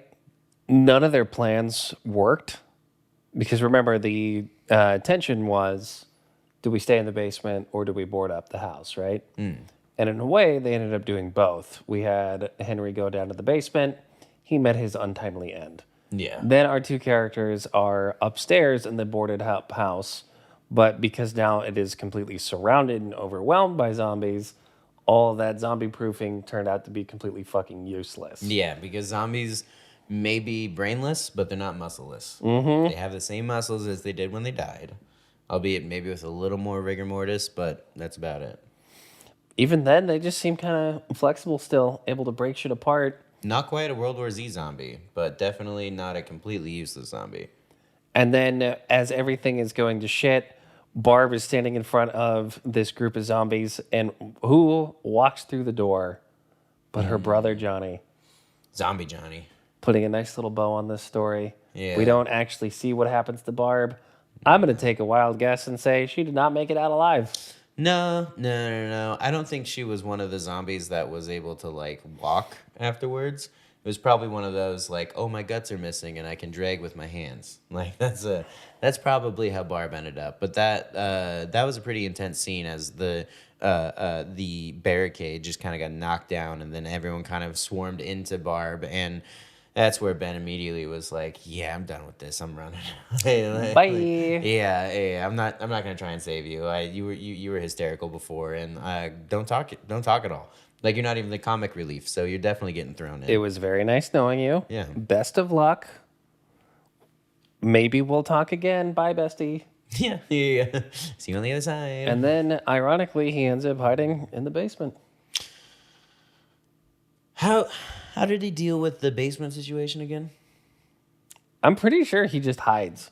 Yeah. Like, he just goes in there to, like, wait for the swarm to go out. Right. But there was no other No, because everybody had waking either zombies already been dead or was, like, outside of that. Okay, yeah. So he didn't have to deal with anything inside the basement himself. Nope. Okay, yeah. Forgot about that. Or forgot what happened there. But ended up being, unfortunately, Cooper was right after a few extra steps. But luckily, Cooper was not there to reap the benefits that Ben got. Yeah. It's one thing to be right. It's also another thing to be right in the moment and then be able to brag to everybody about how right you were. And he was long dead. That's true. Yeah, there's no bragging if you're dead. That's Ben is literally living off of his retirement plan now. And then, and in one of the most depressing endings possible, it's the next day. Yep. Ben hears real humans outside, What's going on? goes to poke his head out to see what's going on, and a hunter just shoots him. Right in the face. Right in the face. And treats that guy like any other zombie and says, put him in the pile, burn him alive. Yeah. Dude. That was rough because I definitely liked the helicopter shooters at first. Before they opened their mouths, it was just like a couple guys coming down and coming off of a helicopter, just kind of like getting headshots all around. I was like, nice. What's the sequel of this movie going to be like? And then you see Ben's curiosity of like, all right, finally getting out of this place. Like, what's going on? But turns out they were good old boys. Turns out. Yeah. Not the best. Not the best. Roll credits. Nobody lives. Everybody dies. One of the most just saddest endings possible for a movie like this, right? Yeah, it was not great. I think. Yeah, I mean, most of these movies that you showed me don't have feel-good endings. So Yeah. It's like I already knew that we're probably not going to have the winners in a helicopter leaving ending anytime soon, but I was at least hoping for something other than something that grim. You will be surprised how oddly specific that scenario you just played Yeah. will be for the next movie. Spoilers. Go on. Spoiler. But yeah, I mean, like as soon as it happened, it's just kind of one of those movies where it's like I'm gonna watch this again and again and again because we can for free on YouTube everywhere On anything. on anything at the start of this video probably, and but at the same time, it was just one of those like you're watching it, you stand up, you're just like no, god damn it, no. Not Ben. And then just going to turn it off. And like, you know, a lot of the times after I watch your movies, I have to reserve time. Like I can never watch them directly before bed. And even if it is late, I always have to either put on like another movie or like a silly TV show or something else just to like immediate palate cleanse and everything. And that was no different with this one today or this movie when I watched it. But it was funny because like I normally go straight for just like a shitty comedy or even just like a whimsical feel good movie or something of that nature. But this one, it just didn't matter. I was just so angry that I was just like, more content. to where I don't have to YouTube, think cute cat about this. videos. Yeah, just something, dude. Because I like, it was a different feeling other than like, I didn't think that there was going to be a zombie in my house trying to fight me. It was just like a different reaction, which I think is better in a lot of the cases, especially if you're like watching a horror movie. Like it's not the fear that actually got you. It's just something else entirely where you're like, damn it, dude, you know? So that's what happened. That's what happened to me. It was right up my alley in movies too. I mean, yeah, like I said, it's intense without being like nightmare fuel, and then it makes you think without thinking that there's someone in my basement. And if you were that person in the basement, you'd be safe. That would be safe. Yeah. But I got a dog that barks at a pin drop, so everyone. Never would know where mind. I Your am. position would be given away completely. Yeah. yeah, exactly. But yeah. I just think there's so much about this movie, intentionally or not, that is sad. And a lot of choices that were put in this film that make it very like significant in terms of it being like a very important standout film. Obviously, with Dwayne being casted as Ben being the number one thing, right? Right. Well, you know, also not speaking about all the social implications of the movie, but again, just talking about the time of what it was. It's like when the writers were writing this movie, they were thinking about what is the like down and dirtiest, most disgusting, irreverent thing that the zombie can do, and that's why George had him eating people, because that was their like line of like, this is the worst. Which obviously it's bad. Obviously it's still like gross. Obviously cannibalism is still bad. Not saying Wow, that it really kind of depends on your culture. So maybe if you just like not cannibal shame. Yeah, if you don't have Instagram, you're not a culture. No, but it is funny, like even seeing that, because now it's like with movies like Terrifier and everything out, which I haven't seen, but I've heard of like scenes there going before, which is like one fucking clown does more than any zombie would do in that, you know, because The best way to describe it, and yes, I am going to make you watch the Terrifier movies. Cool. Especially because 3's coming out next year, and I can't fucking wait to see it. I saw a tweet that summarized it fucking perfectly, which said, I would rather get killed, resurrected, and then killed again 10 times in a row by Michael Myers than killed once by Art the Clown. Oh, damn. Okay. So he likes getting up there, huh? Oh, yeah. All right. So, yeah, not only are you going to watch Terrifier eventually, but I'm going to make you watch them with me. We're going to watch them together. So that way you're not alone. Okay, yeah. Like, oh, man. Sorry, I totally cut you off saying something because I also have a list of cool facts that I like to bring up, but I cut you off. I don't even remember what the fuck I was talking about. It feels like this movie, intentionally or not, said a lot without saying it out loud. Yeah. This movie is important. It's not just a good movie. I mean, it's great, but it's also important, not just in terms of having one of the very first black leads, but also every single zombie movie since then has ripped this off. The idea of walking corpses, just going slow, eating people, that was a George A. Romero creation. Yeah. And every zombie movie since then has ripped this off completely. Hell yeah. Yeah, I mean, it's like AC/DC coming up with the simple rock riff and the driving drum beat and everything. It's just like every time you hear someone do it, you're just like, I know exactly where that's from now. I know what that is. You know, it's just generic ass answer, but still, I mean, like, It works. it works. Yeah. You know, he got really lucky with this film, whether or not it was coincidence or in regards to. But this movie came out, and the American rating system was introduced like a month after that. Oh, movie. yeah. So I'd like to think that he also consciously was Responsible for that. yeah, right. To push American cinema between the lines, because back then there was definitely what was the code called? Because in the 50s, and I'm not sure exactly when it ended or didn't end, but there was like a American code for movies that had to have like X amount of things in it, especially in the 50s. That's why. Oh, so yeah. many of them I felt forget what like- it's called, too, but yeah, it was crazy. It was like you can't have couples in the same bed. Right. Yeah. You can't show, like, if you have cops in your movie, they have to be, like, upstanding citizens. Oh. You can't portray cops as, like, bad whatsoever. They got in there early, didn't they? Yeah. Wow. Yeah, pretty wild that I'll say George A. Romero created the R rating because of all the terrified kids that Roger Ebert was talking about. Yep. So that's it. Even though before there was an R rating, it was an X rating. Oh yeah. Yeah.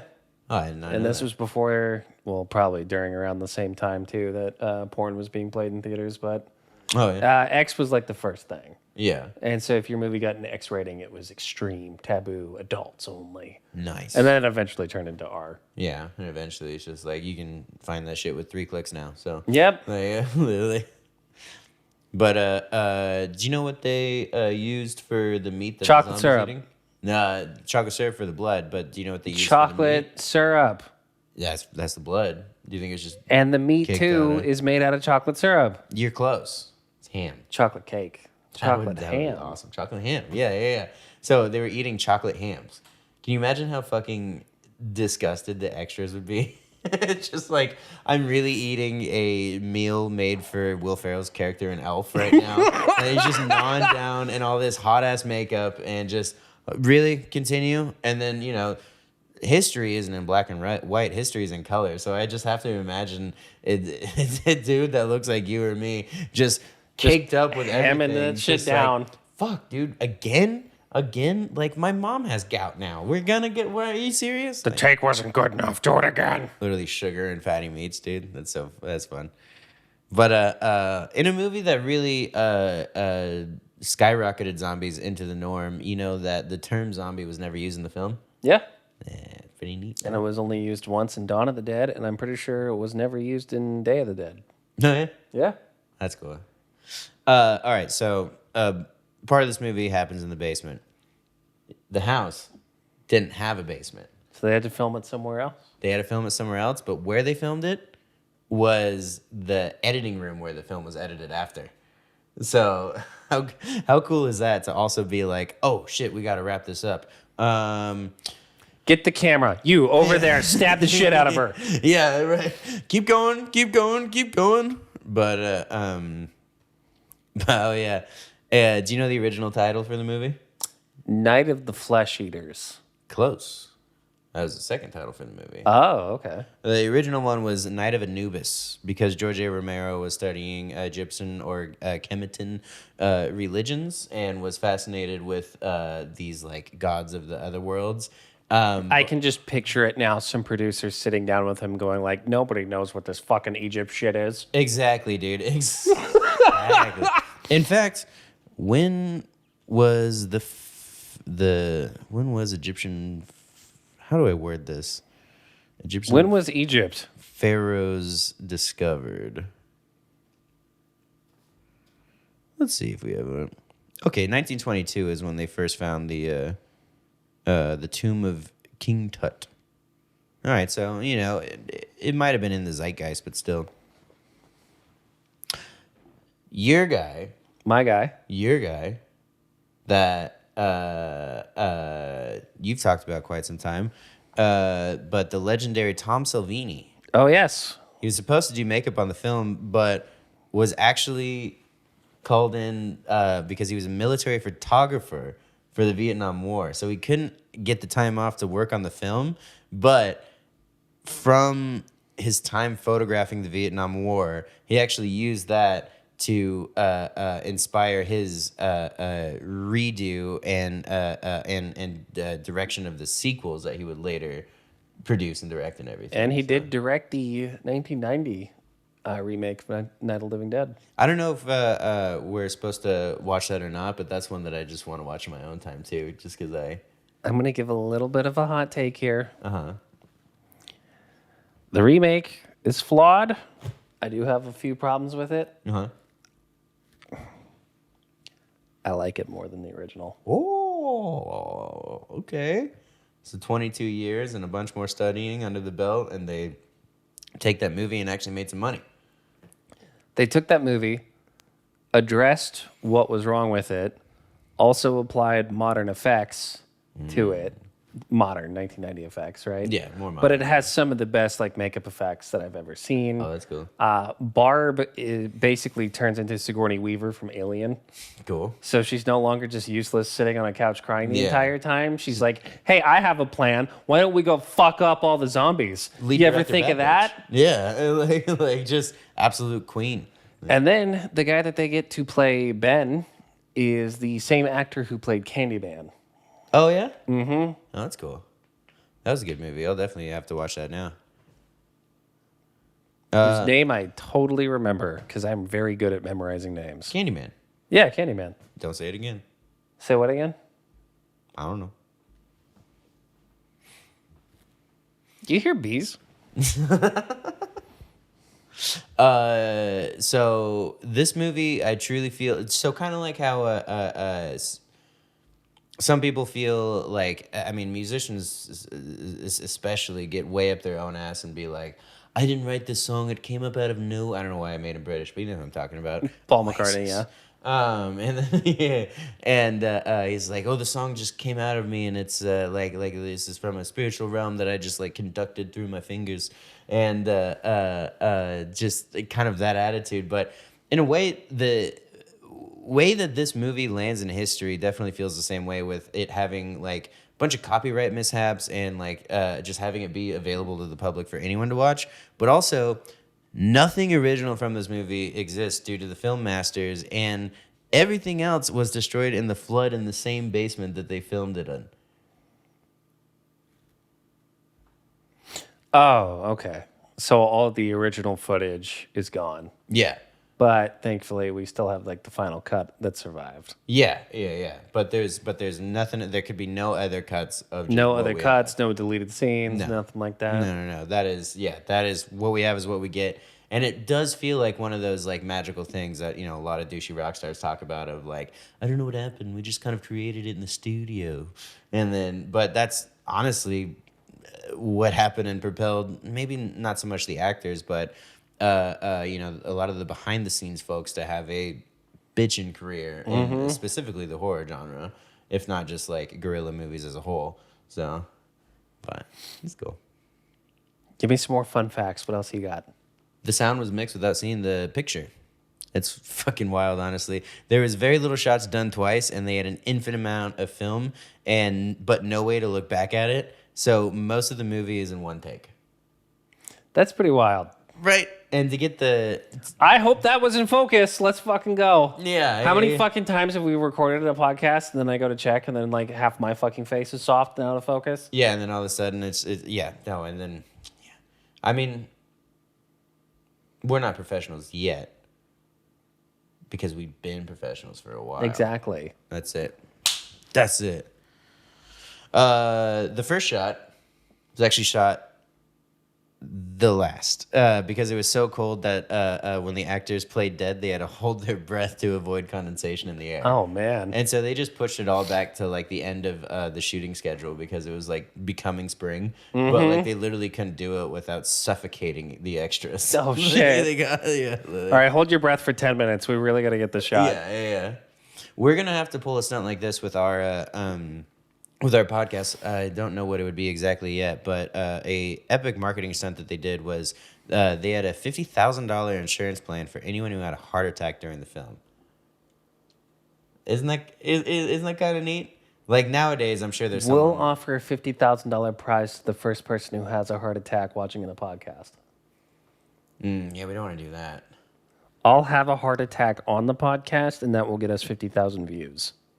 Okay, yeah, that's fair. That's fair. I was gonna say people are like way less healthy lately, definitely including me. Look at this, dude. Look at this. You're looking great. Whatever. Thanks. I'm one of those guys where I've lost 60 pounds in a year and a half, and when I say that to people, they're like, they don't react because they're like, really? Well, because that's how big I am. It's like, yeah, I lost half of 100 pounds, and they're like, no way. I was like, yeah.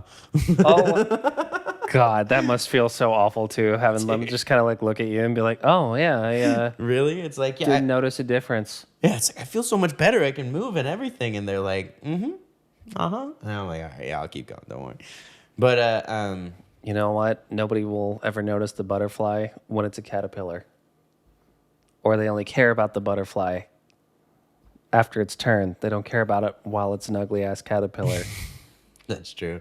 Get that hairy dick away from me. Oh, look, a butterfly. Wow, beautiful. Yeah. All right, so yeah, Night of the Living Dead. What are you? Pretty good movie, right? Pretty good movie. You can't just have like we can't just summarize it, right? No. And call it a day. You have to have a take. And you have to have a take that is like psychotic. All right. But to the point of like it is so divisive and meant to piss people off, but also you have to word it in a way to where anybody who disagrees with you is wrong. So do you have a hot take on Night of the Living Dead? There's not a single group of people that could remake this movie shot for shot perfectly again. I don't care how much the budget, I don't care how much the time, I don't care how much it is. There's not a single group of people that could take the old school magic that this has. They could use the same equipment and everything.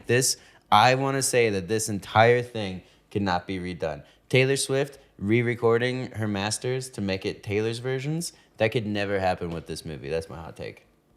I agree with you on that, especially because Tom Savini's remake from 1990 really goes for a different tone. Okay. Tom Savini is not the only person to remake Night of the Living Dead. No? The other remakes of this film are dog shit. Yeah.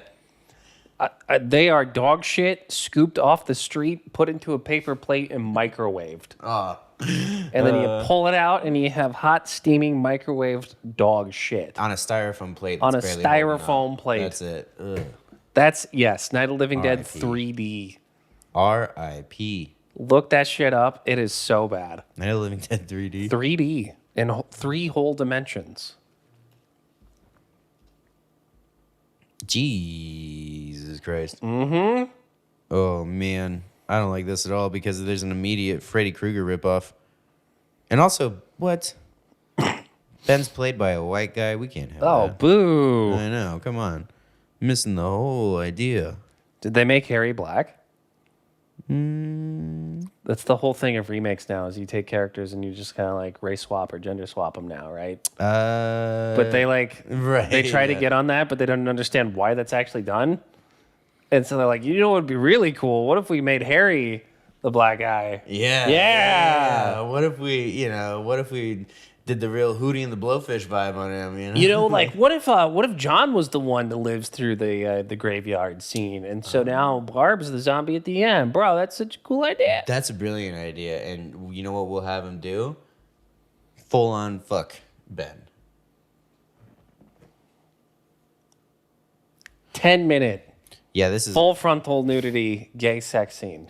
this looks awful. 3.1 on IMDb.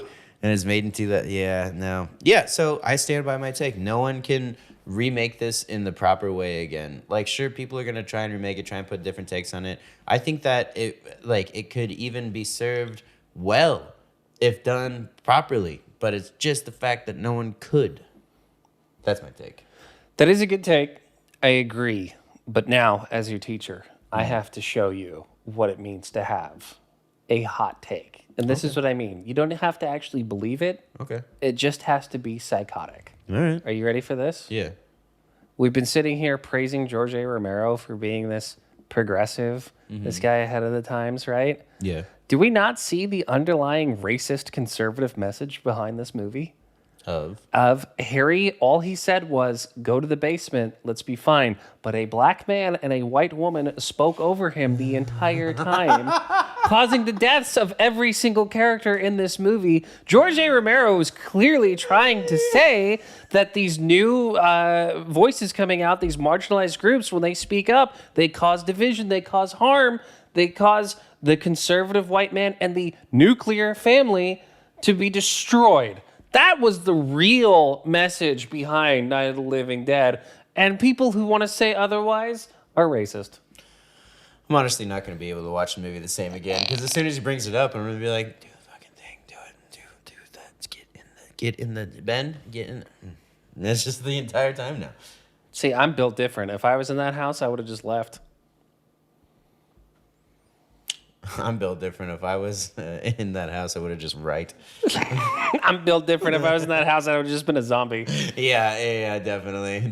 Do you get what I mean, though? I do. Of a psychotic, not even kind of based in reality hot take. Yeah. But you word it right, it makes you sound a little smart. And now people are going to want to agree with you out of principle, not because of what you're saying, but how you're saying it. I guess then my other hot take is Barbara had the acting chops of someone who couldn't even score a role in a porno. I've seen some great acting in porno, so I don't even think that's an insult. You don't think that's a diss? No, I'm going to have to watch stuff with more of a plot.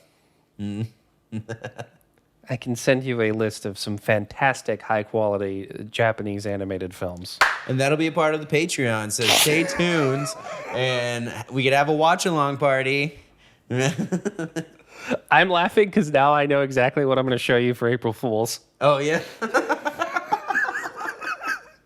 And you're probably going to stop talking to me. Any other things that you want to say on Night of the Living Dead? No. No. We are, I mean, I feel like we really covered it. I think, I mean, even right now, I just scrolled up to that little IMDb preview that plays right here, and then it's just it's the whole movie. Exactly. It makes me want to just go pop it on again and watch it. So that's my final thought is Go watch the movie and then watch it again. it's mad rewatchable. So go do it. It's a classic for a reason. And thanks for hanging out with us in Spooky School. We're not done yet, pal. Don't worry. What? I have been doing a lot of soul searching, a lot of thinking during this time away of how I want to do this course, right? Okay. And man, do I love zombie movies. And it was really, really hard for me to pick certain ones. Okay. So I've just decided that this should be the longest course that we do. I like that. So Can hitch my rope up on some zombies, that's for sure. I want us to watch the first, or the Romero trilogy. Yeah. So we are going to do Night, Dawn, and Day. Cool. And then any other podcast will tell you that, like, let's go watch this, like, highbrow cinema. Let's watch this, like, underground French movie nobody's ever heard of that has the most original take. No. We're not just any other podcast. We're going to watch some fucking garbage. Okay. We're going to watch some high-tier trash. I like that. So I have 2 movies after the Romero trilogy that we're Alright. going to watch. The classic Return of the Living Dead, Cool. which is just an incredible film. Sweet. And then we're going to watch an Italian movie. Okay. These Italians sure know how to make horror. Arrivederci. We're going to watch Zombie 2. Zombie TOO or 2? 2. Zombie 2. When Dawn of the Dead was released in Italy, In Italy? Yeah. It was not named Dawn of the Dead. It was named Zombie. And this is the unofficial Italian sequel, Zombie 2. Zombie 2? After we're done with trash, there's 3 movies I have in mind, right? Uh-huh. And these movies are what I think are the most original take on zombie films. All right. So I want us to watch all three of these. We're going to have episodes on each one. And then after we're done watching those, I want to have a discussion with you as to like which one you think is the most original Okay. one. So the first one is, and don't Google it yet. It's a movie called Maggie. Okay.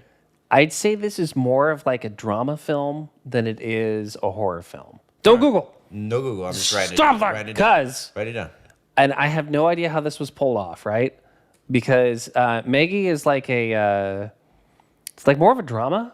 Okay. It's about, I forget if it's like a dad or a granddad having to deal with their daughter or granddaughter turning into a zombie over time. You would never fucking guess who the star of this movie is. And I'll give you some hints. This guy is a bona fide movie star. I'm certain he has never won any industry awards, Okay. but it doesn't matter because in the 80s and 90s, this guy, anytime he was in a movie, it would probably make around $90 million. I can also promise that he is one of your favorite actors ever. He's definitely been in at least 10 of your top 10 movies. Okay. And I guess he did have one movie that was a huge hit in the 90s with this Scream Queen herself, Jamie Lee Curtis, if that doesn't make it extremely specific. Are we talking about the one, the only, the magnificent, the beautiful, the chiseled Arnold Schwarzenegger? We are. Fuck yeah. And that was the reason why I hunted that movie down, because I was like, wait a second, what? Yeah. What Hold the- on. Go on.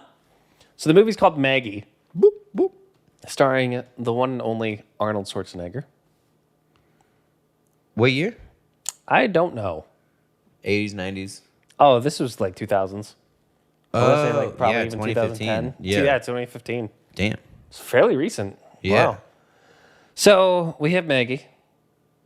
Then I want you to watch one of the just fucking wildest movies I think I have ever seen in my entire life. Okay. Called Dead Girl. Dead Girl. If you Gotta be careful Googling that. 2006 film? Yep. Or 2008? Probably 2006. Cool.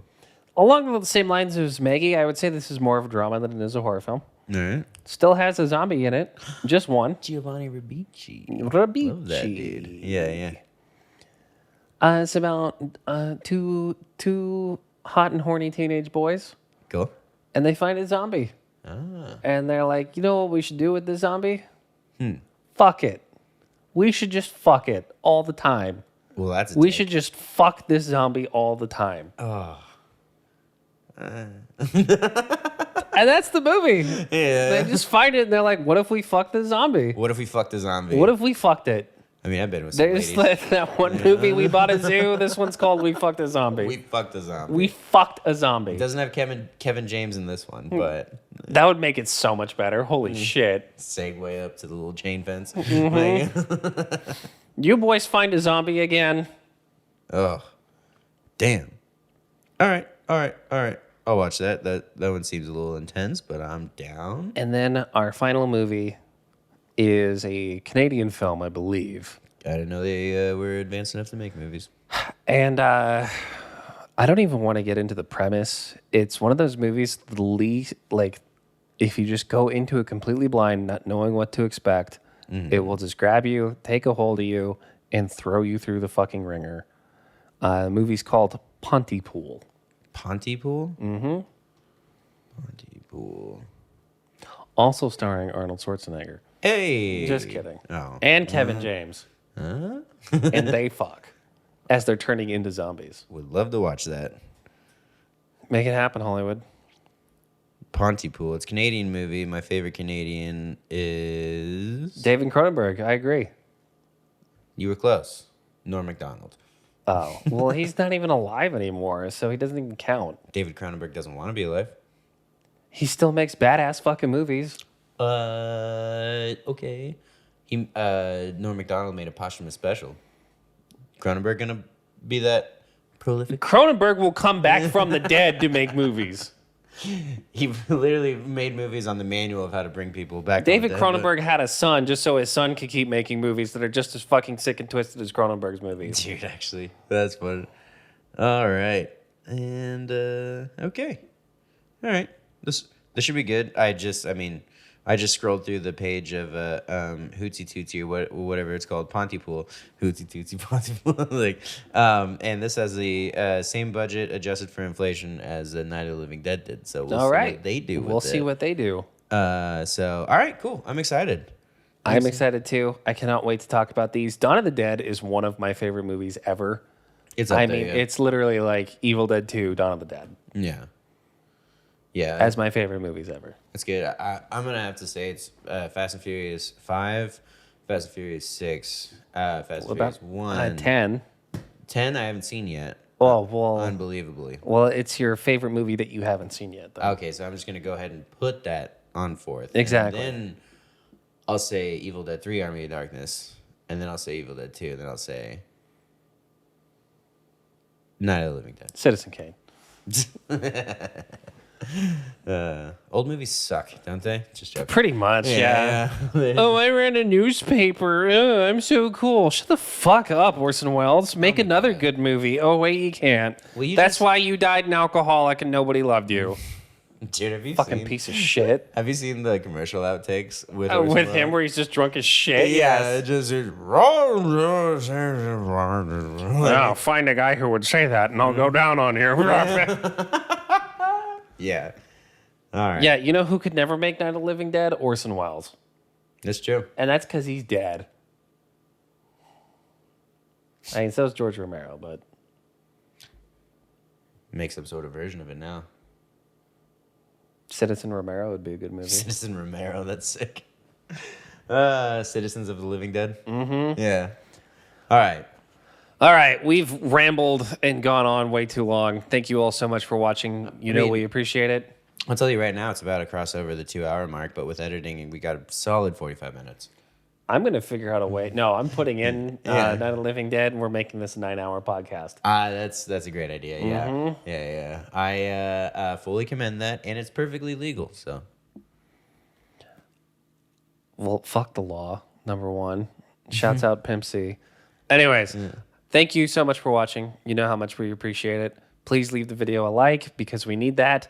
Please leave a little comment because we really need that. It has been way too long since we've uploaded. So to the eyes of YouTube, we might as well have just deleted this channel and only used one of like YouTube's really weird, shitty competitors like Kick or Rumble or whatever. Yeah. Yeah. We got the pennies over our eyes, but that's fine because they were never really open either way. So help us with this renaissance. I don't give a fuck if I go blind. I don't need to see the price tag. What? Is that a rap lyric? Yeah. That's cool. Dracula Flow. Best rapper ever. Oh, all right. Anyways, take care and stay spooky, my friends, until we meet again. Doodles. See ya. You survived another episode of Spooky School. Be sure to leave a like on the video, subscribe for weekly content, and leave a review if you're listening on Spotify or Apple Podcasts. Check out our Patreon page for extra content too hot for YouTube. Until we meet again, take care and stay spooky.